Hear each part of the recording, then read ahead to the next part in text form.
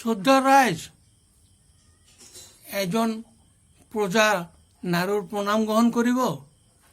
মইতো ৰজা নেতা নহয়, প্ৰজা।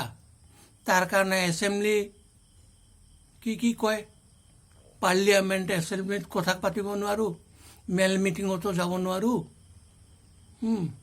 তাৰ কাৰণে যিমানটো গোটেই ৰাতি ভাবোঁ ভিডিঅ' কৰি গাই দিওঁ আৰু। গতিকে ব্ৰহ্মাজীয়ে দুজন সৃষ্টি কৰিছিলে, এজন মহিলা এজন পুৰুষ।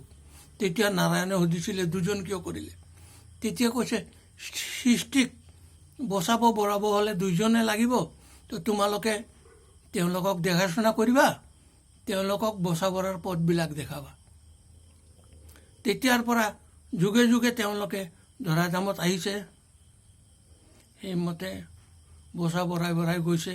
তেতিয়া লাষ্ট কলিযুগৰ লাষ্টত পাবনা হিমায়তপুৰ জিলাত আহিছে। তেওঁ আহি বচা বঢ়াৰ কথা কৈ আছে।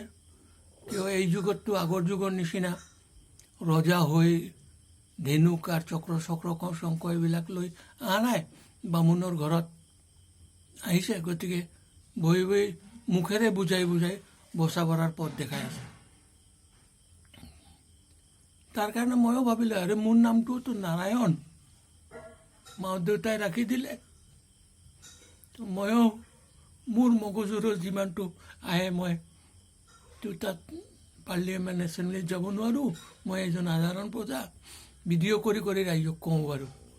এই উদ্দেশ্যৰে মই ভিডিঅ'টো কৰিছোঁ। আপোনালোকৰ মনোপুত হ'লে ৰাইজক জনাই দিব পাৰোঁ। কথাটো হ'ল এইটোৱে যে দুজন বনাইছে এইটো কাৰণে যে প্ৰকৃতি জীয়াই ৰাখিবলৈ হ'লে বচা বঢ়াৰ কাৰণে বাচিব লাগে, বাঢ়িবও লাগে, বঢ়াবও লাগে। যদি জনতাই নাথাকে, মানুহে নাথাকে, ৰজাবিলাকে কাক লৈ ৰাজনীতি কৰিব আৰু কাক ডাঙৰ বনাব, কেনেকৈ বচাই বঢ়াই ৰাখিব? সেইকাৰণে চবকে অনুৰোধ কৰিছোঁ, এই কথাবিলাক চবকে জনাই দিব। আগতে বচা বঢ়াৰ মৰ্মটো শিকাব লাগে। তো মই অলপ আগতে এটা শুনিছিলোঁ, আমাৰ গৌৰৱজী পাৰ্লিয়ামেণ্ট নেকি নাছিলে, মই ইমানটো নাজানো, লেখা পঢ়ি কমটো। তাতে কৈ আছিলে, চেহেৰাবিলাক চিনি পাওঁ, মোদীজী আৰু অমিতজী শুনি আছিলে যে আপোনালোকে বাহিৰত যোৱা মানুহবিলাক কিয় আনিব পৰা নাই? তাৰমানে ইয়াৰ পৰা আমাৰ তেজ ৰক্ত ঘাম দি কামাই কৰা পইচাবিলাক লৈ বোলে কিছুমানে পলাই গ'ল, তেওঁলোকক আনি পইচাবিলাক আদায় কৰিব লাগে। তেতিয়া কিজানি মই অলপ আগত ভিডিঅ' কৰি কৈছিলোঁ, আমাৰ অসমত যিমানটা নদী আছে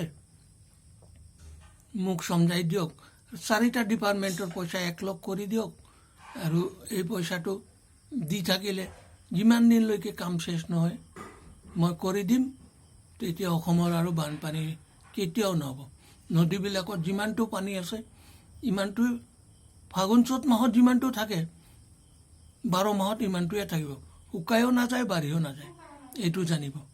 তো মই খালি ফৰ্মুলা জানো, তো মইতো পইচা দিব নোৱাৰোঁ। পইচা দিয়াৰ মালিকটো মহাৰাজ দিল্লীত বহি আছে।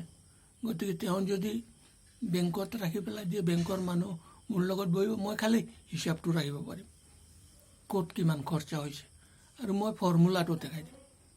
গতিকে ময়ো ৰাইজৰ সেৱাৰ কাৰণে উঠি পৰি লাগিছোঁ, এই ভিডিঅ' কৰি ৰাইজক শুনাই আছোঁ। ৰাইজে শুনি অলপ জনাই দিব বাৰু, ইটিন আৰু প্ৰণাম ল'ব আৰু।